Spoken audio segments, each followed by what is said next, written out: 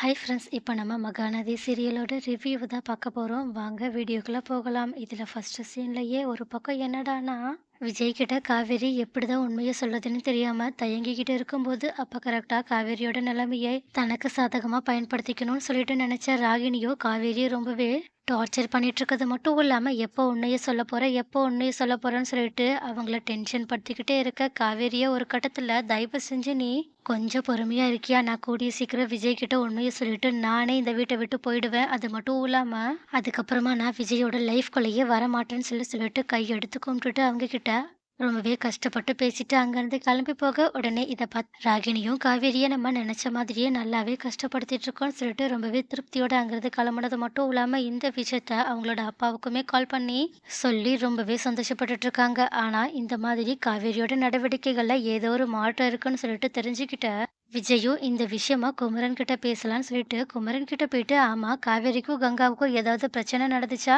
அப்படின்னு சொல்லிட்டு அந்த விஷயத்த பத்தி விசாரிக்க ஆரம்பிக்க. ஆனா குமரனும் இல்லையே, அப்படி எந்த பிரச்சனையும் நடக்கலையே. அது மட்டும் இல்லாம கங்காக்கெல்லாம் இப்போ சண்டை போற அளவுக்கு நேரமே கிடையாது. அவ கடையில ரொம்பவே பிஸியா வேலை செஞ்சுட்டு இருக்கான்னு சொல்ல உடனே இதை கேட்டுட்டு விஜயும் ரொம்பவே ஷாக் ஆயிட்டு, என்ன கங்காவுக்கு டைமே இல்லையா? டைம் இல்லைன்னா எதுக்காக காவேரி கூட நேத்து சேர்ந்து ஒரு நாள் முழுக்க ஷாப்பிங்லாம் போகணும்? அப்படி போனதுனால தான் இப்போ காவேரி ஒரு மாதிரி டயர்டாவே இருக்கா. அது மட்டும் இல்லாம அவளோட உடம்புமே ரொம்பவே டயர்டா இருக்குன்னு என்கிட்ட சொல்லிட்டு ரெஸ்ட் எடுத்துக்கிட்டே இருக்கா.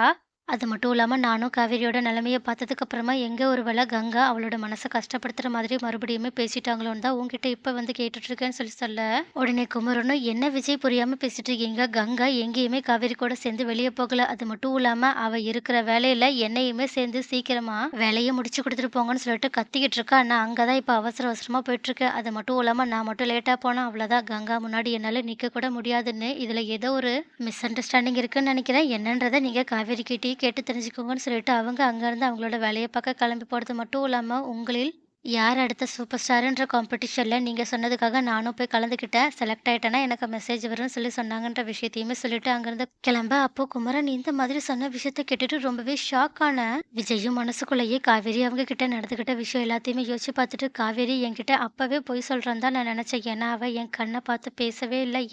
என் முகத்த பார்த்து கூட பேசல. அதனால ஏதோ ஒரு விஷயத்த காவேரி மறைக்கிறான்னு தெரிஞ்சுச்சு. ஆனா எதுக்காக காவேரி கங்கா கூட சேர்ந்து வெளிய போறேன்னு சொல்லிட்டு என்கிட்ட பொய் சொன்னா? அது மட்டும் இல்லாம அன்னைக்கு பொய் சொல்லிட்டு காவேரி அப்படி எங்க தான் போயிருப்பான்னு சொல்லிட்டு யோசிச்சது மட்டும் இல்லாம, இந்த விஷயத்த பத்தி நம்ம டைரக்ட்டா காவேரி கிட்டயே கேட்டலான்னு சொல்லிட்டு உடனடியா வீட்டுக்கு வந்தது மட்டும் இல்லாம, காவேரிய பார்க்கறதுக்காக போகலான்னு சொல்லிட்டு போக, ஆனா அதுக்கு முன்னாடி ராகினியோட நடவடிக்கைகள கவனிச்ச விஜயும், ராகினியோட நடவடிக்கையுமே இப்ப ரொம்பவே சேஞ்ச் ஆயிருக்கு. அது மட்டும் இல்லாம இவ இதுக்கு முன்னாடிய விட இப்போ ரொம்பவே குஷியா இருக்க மாதிரி தெரியுது. ஒருவேள இவ தான் காவேரி கிட்ட ஏதாவது பிரச்சனை பண்ணிட்டு இருக்காளா என்னன்னு சொல்லிட்டு உடனடியா நம்மளோட சந்தேகத்த தீர்த்துக்கலாம்னு சொல்லிட்டு ரொம்பவே கடுப்பான முகத்தோட ராகினி கிட்ட, ராகினி அப்படின்னு சொல்லி கூப்பிட, உடனே ஷாக் ஆகி திரும்பி பார்த்த ராகினியும், என்ன விஜய் என்னாச்சு? என்கிட்டலாம் பேச வந்திருக்கன்னு சொல்லிட்டு சிரிச்சுக்கிட்டே பேச ஆரம்பிக்க. ஆனா விஜயோ செம்ம கடுப்போட முதல்ல சிரிப்பு நிறுத்து. அது மட்டும் இல்லாம, ஆமா உனக்கும் காவேரிக்கும் நடுவுல என்ன நடந்துட்டு இருக்கு? நீ காவேரி கிட்ட மறுபடியும் ஏதாவது பிரச்சனைய ஸ்டார்ட் பண்ணிட்டியா என்ன?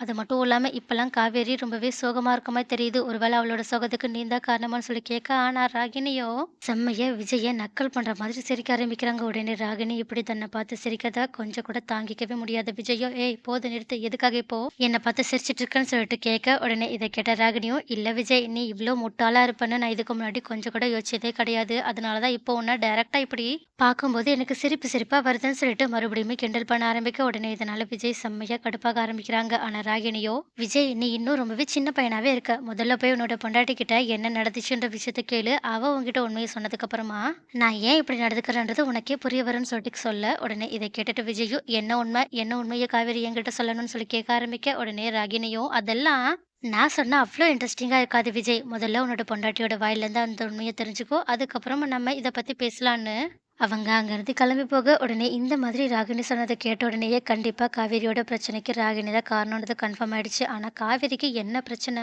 அதுதானே புரியாத புதிரா இருக்குன்னு சொல்லிட்டு உடனடியே இந்த விஷயத்த பத்தி காவேரி கிட்ட பேசுறதுக்காக போனது மட்டும் இல்லாம, அவங்க கிட்ட டைரக்ட்டாவே, ஆமா உனக்கும் ராகினிக்கும் என்ன பிரச்சனை நடந்துட்டு இருக்கு? ராகினி எத வச்சு உன்ன மிரட்டிட்டு இருக்கா? நீ ஏன் என்கிட்ட எந்த உண்மையுமே சொல்ல மாட்டேங்கிறன்னு சொல்லி கேட்க, உடனே இத கேட்டுட்டு காவேரியும், நம்மளோட கான்ட்ராக்ட்ட முடிக்க வேண்டிய நேரம் வந்துருச்சுன்னு நினைக்கிற விஜய்ன்னு சொல்றாங்க. உடனே இத கேட்டுட்டு விஜய் செம்மையா ஷாக் ஆனது மட்டும் இல்லாம, இல்லாம காவேரி, நான் எத பத்தி பேசிட்டு இருக்கேன்? நீ எத பத்தி சொல்லிட்டு இருக்க? முதல்ல உனக்கு என்ன பிரச்சனைன்னு மட்டும் என்கிட்ட சொல்லு. அதுக்கப்புறமா நாம மத்தத பத்தி பேசிக்கலாம்னு சொல்லிட்டு கொஞ்சம் பதற ஆரம்பிக்க. ஆனா காவேரியோ, நான் முடிவு எல்லாத்தையுமே எடுத்துட்டேன் விஜய். நம்ம இத்தோட நம்மளோட கான்ட்ராக்ட்ட முடிச்சுக்கலாம். அது மட்டும் இல்லாம நான் உங்ககிட்ட ஒரு முக்கியமான ஆள அறிமுகப்படுத்த வேண்டியிருக்கு. அதுக்காக நீங்க என்கிட்ட ஒரு இடத்துக்கு வந்தாகணும்னு சொல்லிட்டு கூப்பிட, உடனே இத கேட்டுட்டு விஜய் ஒரு பக்கம் செம்ம ஷாக்ல இருக்காங்க. நீங்க என்ன நினைக்கிறீங்க காவேரியோட முடிவ பத்தி? அது மட்டும் இல்லாம காவேரி வெண்ணிலாவ விஜய் கிட்ட காணதுக்கு அப்புறமா அவங்களோட ரியாக்ஷன் என்னவா தான் இருக்கும்? அது மட்டும் இல்லாம காவேரி இப்போ கான்ட்ராக்ட்ட கூட முடிச்சுக்கலாம்னு சொல்லிட்டு விஜய் கிட்ட சொன்னத பத்தி நீங்க என்ன நினைக்கிறீங்கன்றத கமெண்ட்ல சொல்லுங்க.